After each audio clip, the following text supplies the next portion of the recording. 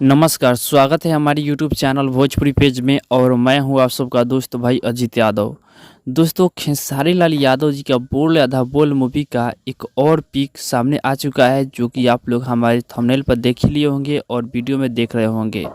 और इस मूवी का बोल आधा बोल मूवी का बहुत सारे पिक आप लोग देखे होंगे। एक पिक आया था खेसारी लाल यादव का बकरी वाला, जो कि वो भी काफ़ी ज़्यादा पिक वायरल हुआ था। और ये भी फर्स्ट लुक बहुत ही तेज़ी से वायरल हो रहा है। और बता दें, इस मूवी को छठ बाद रिलीज़ किया जाएगा। छठ छठ के पहले तो नहीं हो पाएगा, लेकिन छठ बाद इस मूवी को रिलीज़ किया जाएगा। इस मूवी में खेसारी लाल यादव के साथ मेगा श्री नज़र आएंगी।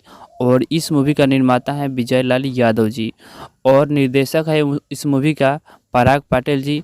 और इस मूवी का trailer wave music YouTube channel पर रिलीज़ किया जाएगा।